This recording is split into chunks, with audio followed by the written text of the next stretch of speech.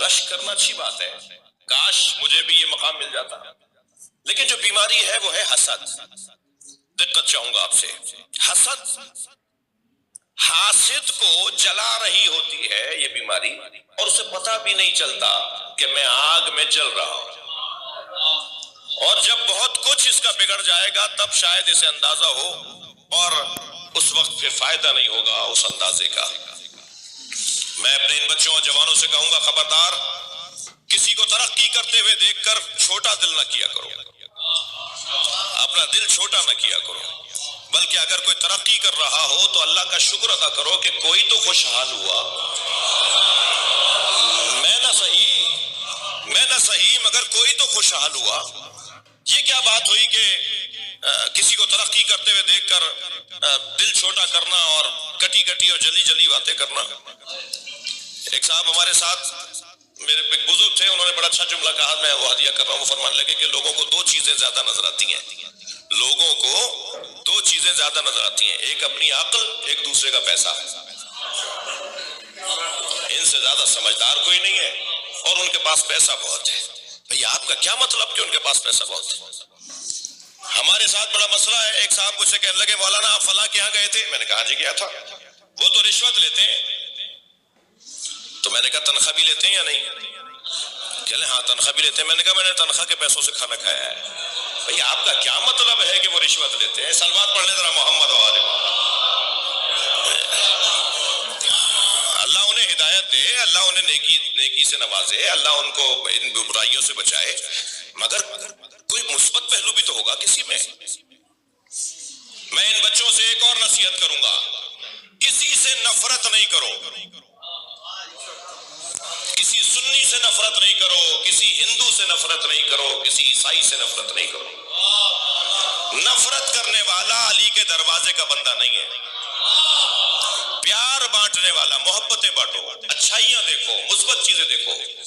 بھائی بریلوی بھائیوں میں اچھائیاں بھی تو ہیں، دیوبندی بھائیوں میں اچھائیاں بھی تو ہیں، میں ان سے کہتا ہوں شیعوں میں کوئی اچھائی بھی تو ہوگی۔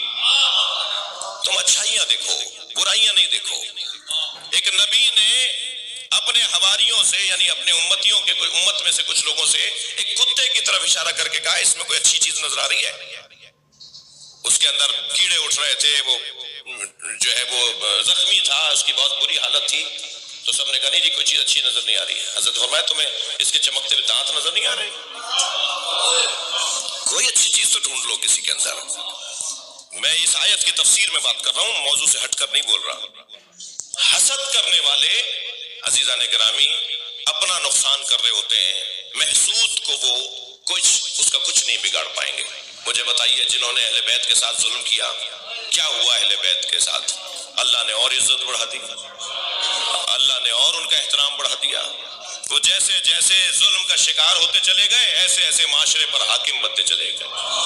بتائیے جتنا پیسہ علی کا ذکر روکنے کے لیے خرچ ہوا تاریخ میں، اتنا کسی اور پر خرچ ہوتا تو وہ میوزیم میں بھی نہ ملتا۔ لیکن جتنا آج علی کا احترام ہے معاشرے میں کسی کا ہے ہی نہیں احترام۔ اور اگر کوئی برابری کرنے کی بات بھی کر رہا ہوتا ہے تو اسی مسلک کا عالم اسے ٹوکتا ہے۔ ان کا احترام اپنی جگہ، مگر علی علی ہے، یعنی خود اسی کو اسی کے مسلک کا عالم کہتا ہے علی کے برابر بات نہیں کرو۔ ان کا مقام بہت بلند ہے مگر علی کا مقام علی کا مقام ہے۔ توجہ چاہوں گا، نبی نے ایک سفر میں کسی سے کھجوریں اس نے کھلائی نبی کو۔ سرکار نے کھجوریں کھا کے فرمایا جب مدینے آؤ گے تو میں بھی تمہیں کھجوریں دوں گا۔ سرکار کی رحلت ہو گئی، وہ آ گیا، حضرت ابوبکر کا دور ہے، اس نے کہا نبی نے فرمایا تھا مدینے آؤ گے تو کھجوریں دوں گا۔ حضرت ابوبکر نے بے ساختہ کہا علی کو بلاؤ۔ مولا علی تشریف فرما ہوئے، حضرت ابوبکر نے فرمایا علی یہ کھجوریں مانگ رہا ہے، نبی نے اس سے وعدہ کیا تھا کہ مدینے آؤ گے تو کھجوریں کھلاؤں گا۔ مولا علی نے 3 مشت کھجوریں اس کے دامن میں ڈال دی۔ صحابہ اکرام نے پوچھا یا ابوبکر یہ کام تو آپ بھی کر سکتے تھے؟ فرمانے لگے جب میں غار میں نبی کے ساتھ تھا تو ساری رات یا اللہ کی باتیں ہوئی ہیں یا علی کی باتیں ہوئی ہیں۔ ساری رات سرکار نے مجھ سے اللہ کی بات کی ہے یا علی کی بات کی ہے، اور جو علی کی باتیں مجھ سے کی ان میں سے ایک بات نبی نے یہ فرمایا انا کفایا، میں نے کیوں کہا علی تم دے دو؟ فرمایا انا کفایا وکفا علی فی العدل سوا، میرا ہاتھ اور علی کا ہاتھ عدالت میں ایک جیسا ہے۔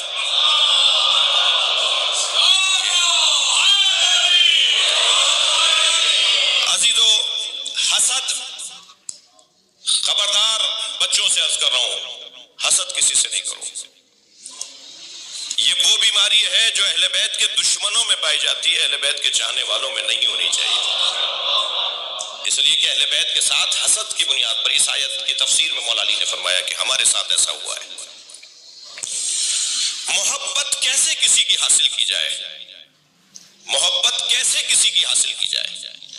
سورہ یوسف میں حضرت یوسف کے بھائیوں نے بابا کی محبت حاصل کرنے کا ایک طریقہ اپنایا ہے، اور قرآن سورہ مبارکہ نساء میں اللہ نے محبت حاصل کرنے کا ایک اور طریقہ بتایا ہے۔ ہمارے معاشرے میں جو زیادہ تر چیز رائج ہے وہ حضرت یوسف کے بھائیوں والی رائج ہے، جبکہ ہونا چاہیے جو اللہ نے نسخہ بتایا ہے دونوں قرآن کی آیتیں۔ سورہ یوسف کے اندر ہے کہ حضرت یوسف کے بھائیوں نے سب جمع ہو کر 11 بھائی جمع ہو کر کہتے ہیں اقتلوا یوسف واخوہ انا هو احب الی ابینا منا، آؤ چل کر یوسف کو اور یوسف کے بھائی کو قتل کر دیتے ہیں، اس لیے کہ یوسف بابا کے نزدیک ہماری نسبت زیادہ قربت رکھتا ہے، بابا اس سے زیادہ پیار کرتے ہیں، جب ہم اسے مار دیں گے تو پھر ہم ہوں گے، بابا کی محبت ہمیں مل جائے گی۔ یہ ایک طریقہ ہے کہ اگر محبتیں لینی ہیں تو ان لوگوں کو رستے سے ہٹا دیا جائے جن سے محبت ہو رہی ہے، پھر وہ ہٹ جائیں گے تو پھر ہم آگے آ جائیں گے۔ یہ قرآن میں کچھ لوگوں نے سوچا تھا ایسا، اور ایسا کرنے کے لیے چلے گئے حضرت یوسف کو مارنے کے لیے، یعنی کسی کو ہٹا کر کسی کی جگہ، کسی کو اس کی جگہ سے ہٹا کر خود بیٹھنے سے اگر کوئی یہ سمجھے کہ میں اسے ہٹا کر خود بیٹھوں گا تو مجھے وہ مقام مل جائے گا، اس کی قرآن نے مذمت کی ہے۔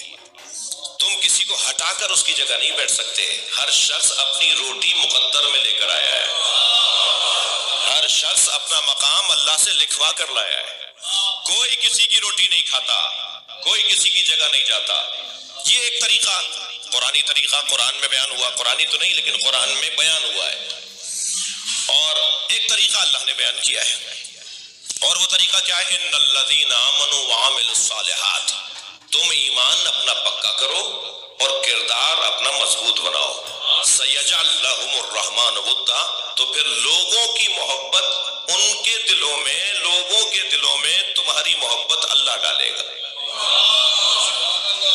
تم اپنا ایمان مضبوط کرو اور تم اپنا کردار مضبوط کرو، سیجعل لہم الرحمن ودا، اللہ ان کے دلوں میں تمہاری محبت کو ڈالے گا۔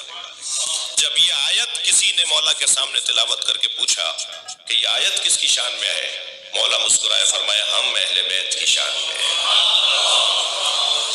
ہماری محبت لوگوں کے دلوں میں مضبوط کرنے والا اللہ ہے، اور الحمدللہ ہم اس منظر کو دیکھ رہے ہیں۔ ری بورن اہل بیت کے نام سے ایک سائٹ ہے، جا کر بچے اس کا وزٹ کریں۔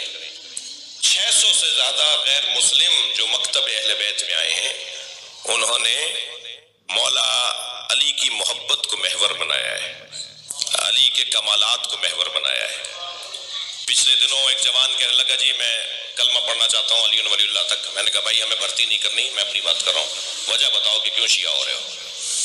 تو میں نے کہا سچ بتاؤ ہماری وجہ سے نہیں ہونا، ہمارا حال اچھا نہیں ہے، اہل بیت کے مکتب میں آ رہے ہو ہماری وجہ سے نہیں آنا، ہمارا حال اچھا نہیں، کیوں آ رہے ہو؟ کہ اللہ نہیں جی میں آپ کی وجہ سے، یعنی آپ کی قوم کی وجہ سے نہیں آ رہا، بلکہ 2 باتوں کی وجہ سے آ رہا ہوں۔ جملہ بڑا اچھا تھا، وہ ویڈیو بھی اس کی سوشل میڈیا پہ وائرل ہوئی بھی ہے۔ ایک مجلس میں کھڑا ہو گیا تھا، پڑھا لکھا جوان، ایم فل کر رہا تھا کسی شعبے کسی موضوع میں، اور کہنے لگا جی میں آنا چاہتا ہوں آپ کی طرح ہونا چاہتا ہوں۔ تو وہ تو میں نے کہا جی کیوں؟ تو کہنے لگا 2 باتوں کی وجہ سے میں آپ کے مکتب میں آ رہا ہوں، ایک عظمت علی، ایک صبر حسین۔ کیا کمال کا جملہ ہے۔